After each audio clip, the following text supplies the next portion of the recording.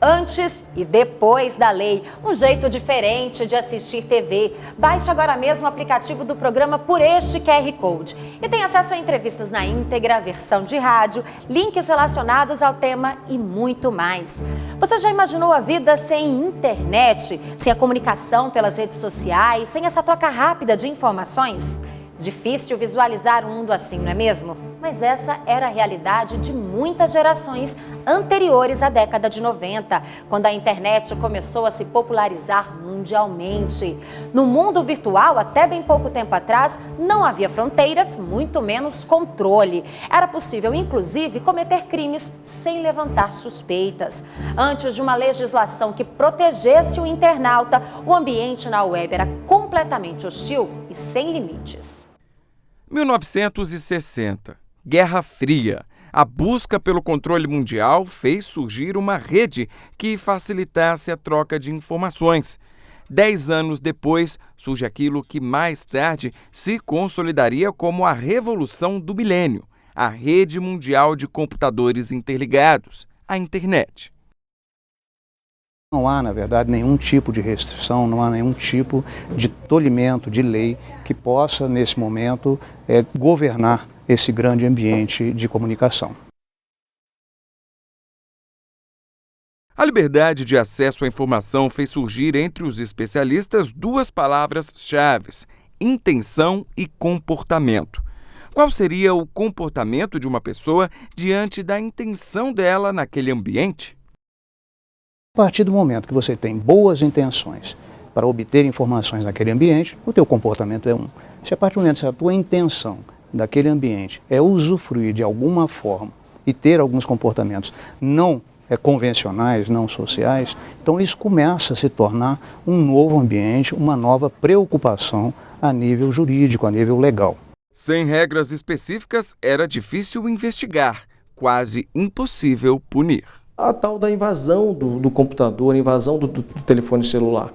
Como é que você classifica isso no direito penal? Faltava punição, faltava informação aos usuários.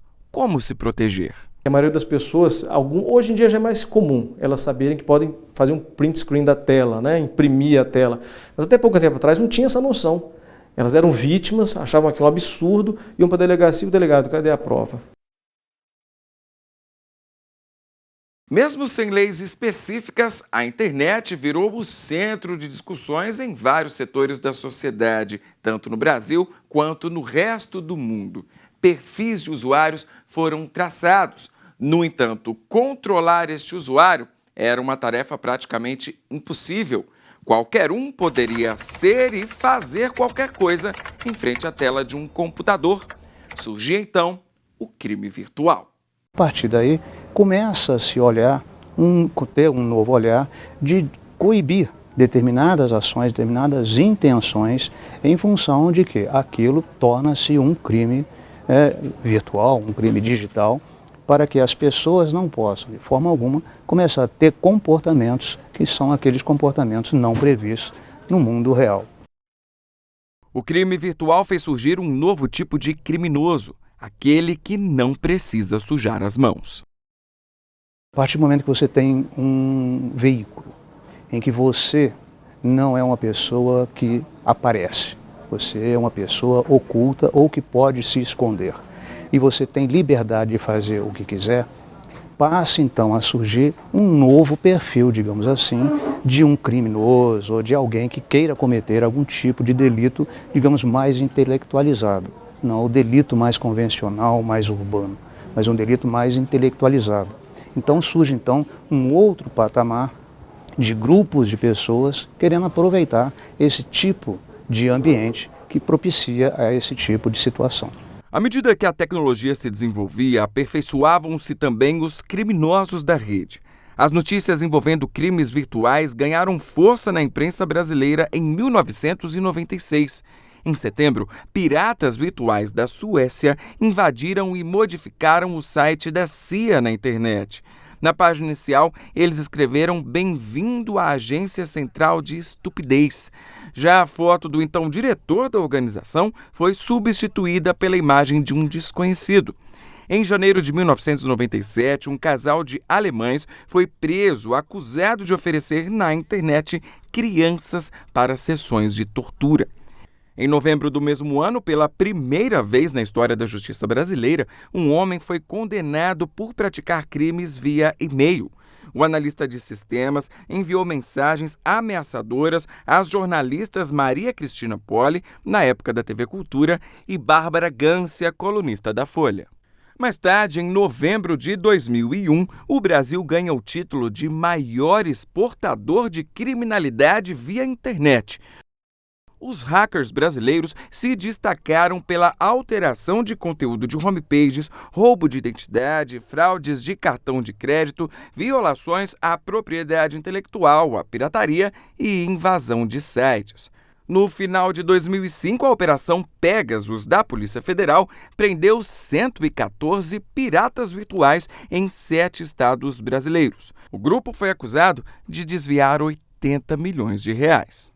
Em 2012, foi a vez do caso de Eduardo chegar à justiça. Eu tinha um perfil no Orkut e, em razão desse perfil, eu tinha algumas fotos lá. Entraram nessas fotos minhas, copiaram elas e, em cima dessas fotos, fizeram montagens que injuriavam, difamavam a minha pessoa, né?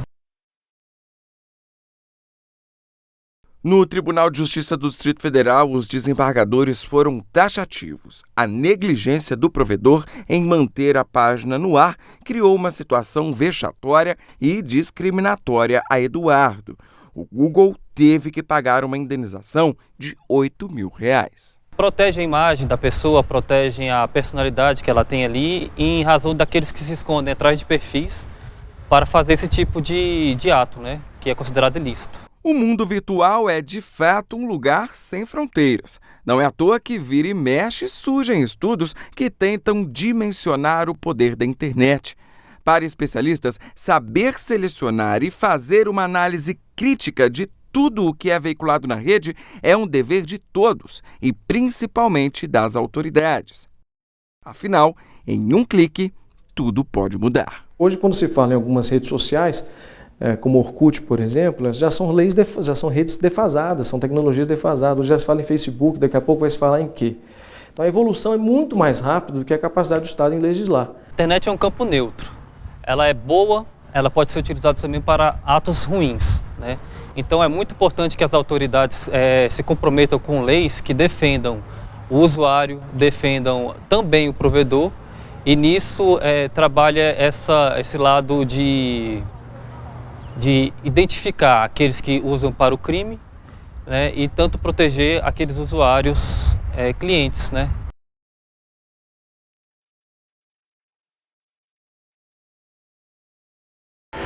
Uma internet sem lei e sem fronteiras, mas que aos poucos vem ganhando mecanismos no combate à criminalidade.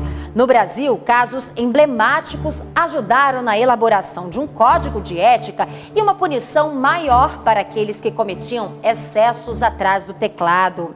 O marco na legislação foi o caso da atriz brasileira que deu nome à primeira lei no país que tipifica os crimes cibernéticos.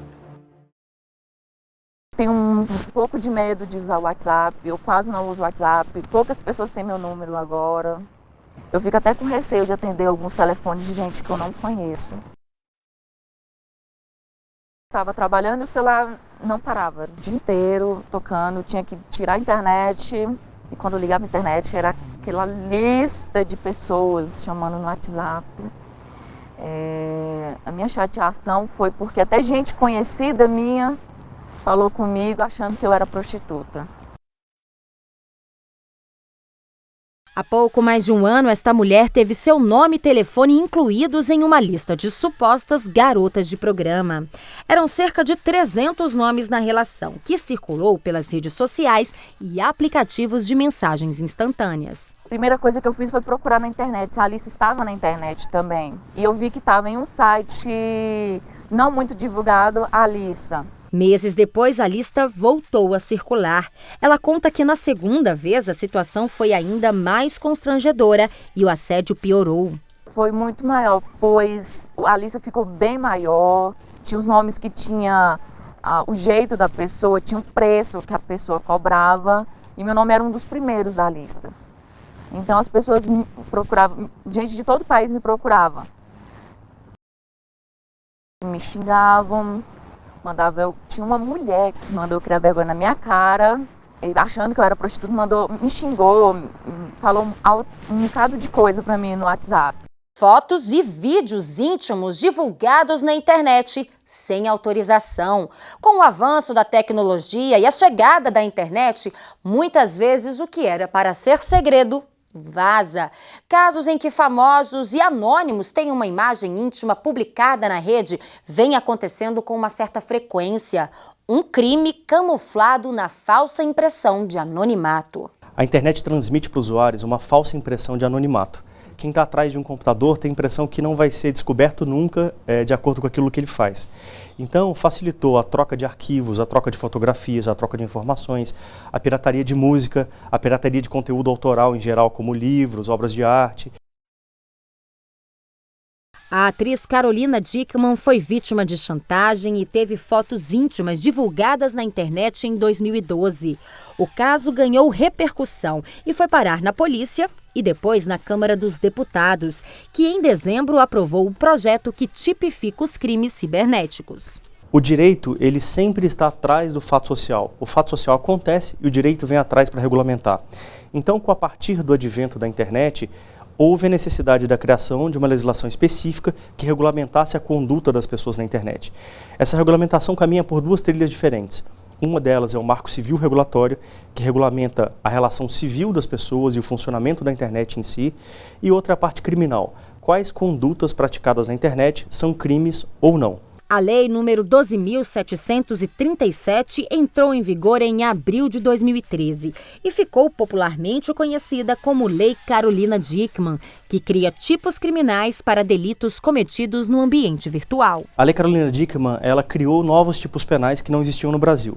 Entre eles, invadir o computador de alguém ou um celular, por exemplo, para obter informação, para divulgar essas informações sem o consentimento do usuário. Ela modifica o Código Penal no sentido de criar uma penalidade para quem invade dispositivos eletrônicos, computadores, dispositivos de informática e cria uma multa, cria uma pena de multa ou de detenção até 3 anos para quem invade e rouba dados. Para os especialistas, a Lei Carolina Dickmann é um marco na legislação brasileira e o primeiro passo na batalha contra os crimes virtuais, mas ainda necessita de melhorias. É importante destacar que a lei criou um tipo novo, mas restringiu muito a possibilidade de acesso, de condenação por esse tipo penal, porque a lei só se aplica se esse celular ou se esse computador tiver senha ou algum dispositivo de segurança.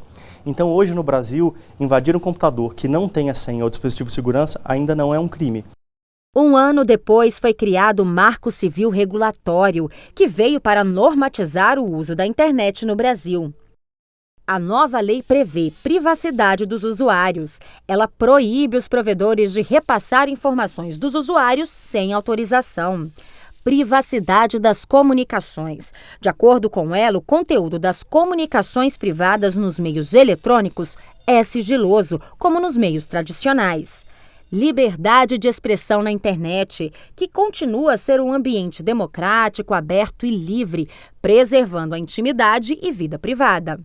Outro avanço é a retirada de conteúdo do ar, que só será feita por ordem judicial, com exceção dos casos de pornografia e de vingança, quando as vítimas podem solicitar a retirada do conteúdo diretamente no site ou provedor. Neutralidade de rede. Os provedores de acesso devem tratar os dados sem distinção de conteúdo, origem, destino ou serviço e não poderão beneficiar o fluxo de tráfego de um site em detrimento de outro. Acho que o Marco Civil traz um conjunto de direitos para os usuários de internet que não existiam antes da sua promulgação.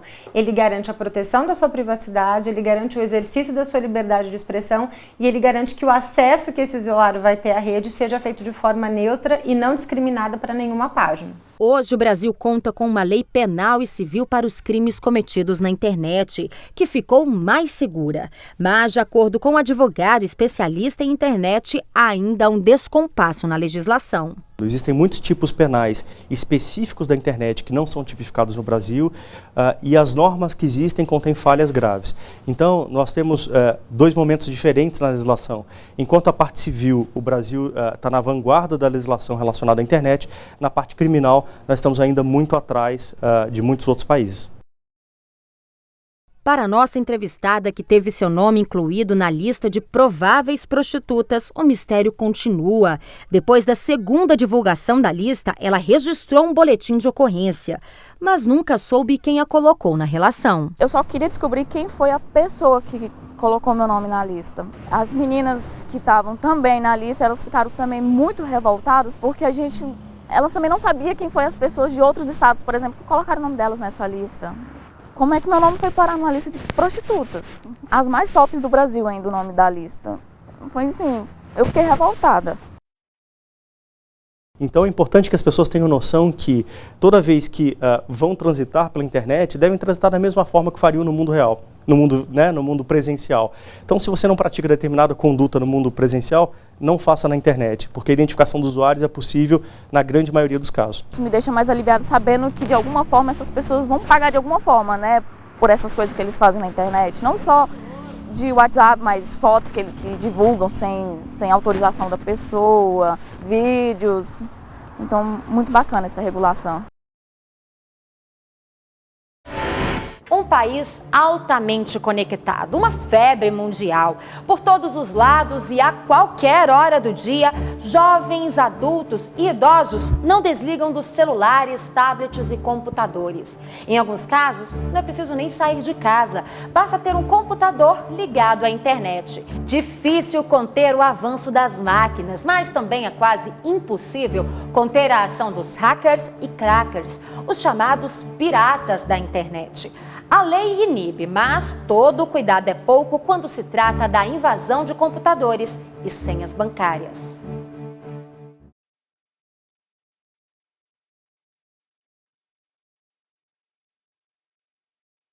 Já somos mais de 105 milhões de internautas, colocando o Brasil no ranking de o 5º país mais conectado do mundo.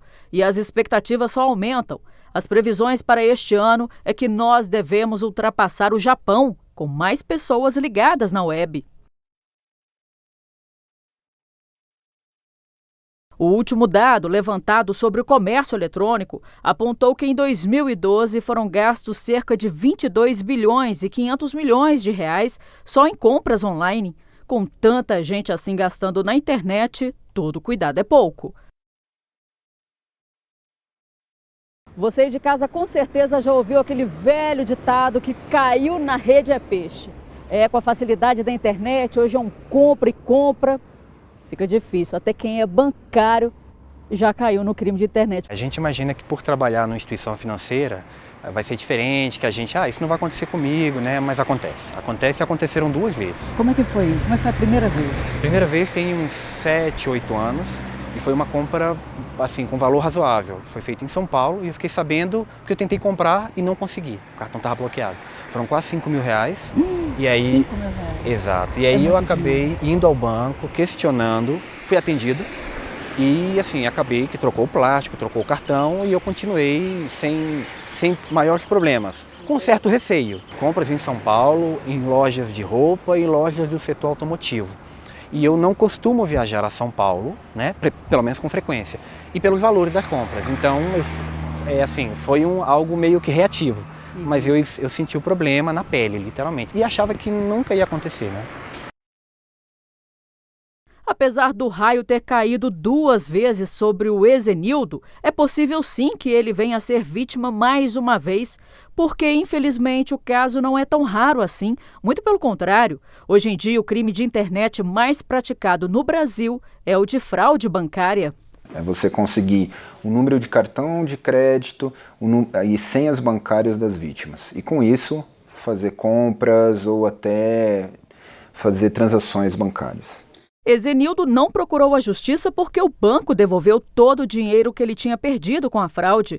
Mas para a Polícia Civil, registrar a ocorrência do crime na delegacia é muito importante. A gente tem até um número razoável de ocorrências, porque os bancos hoje em dia, depois a gente começou essas tratativas com os bancos, a exigir que eles pedissem o boletim de ocorrência. Então, em regra, quando há uma fraude desse tipo, bancária, a pessoa tem que registrar para que esse valor seja estornado para ela.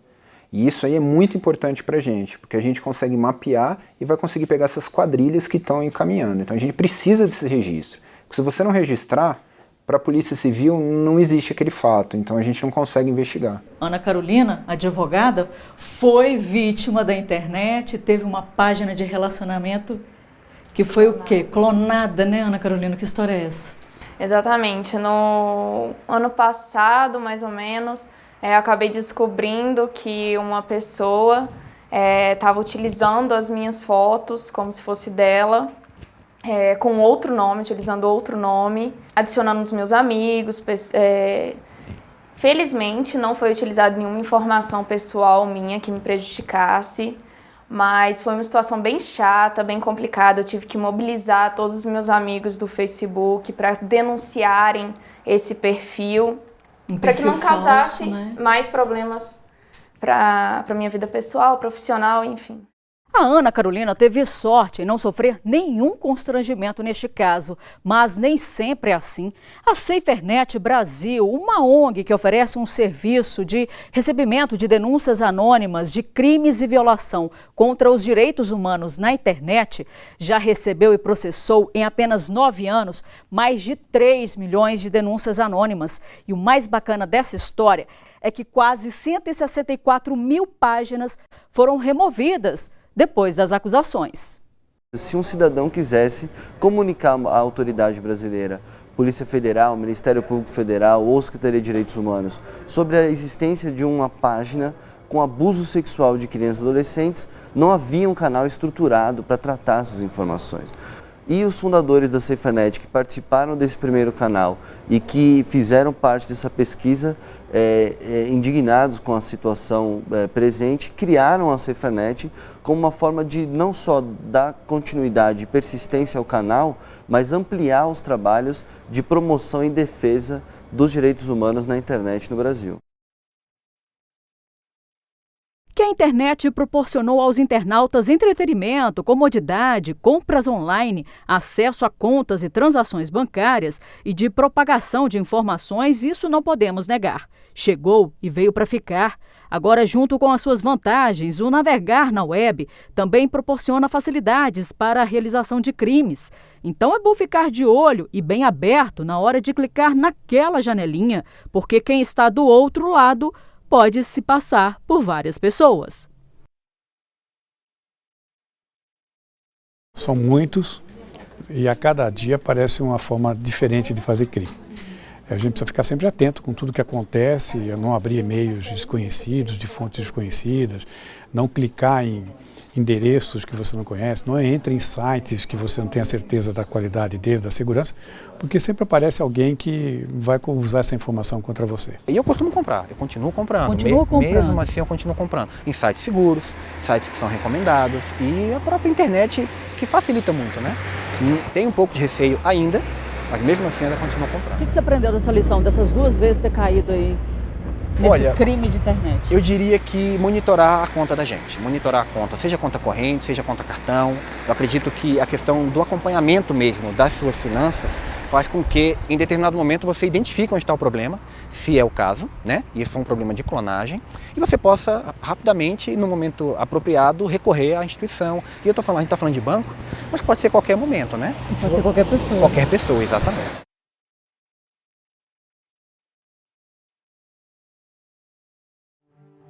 Antes e depois da lei, aqui você acompanha os direitos e deveres do cidadão, os passos da justiça e as decisões que mudaram histórias de vida.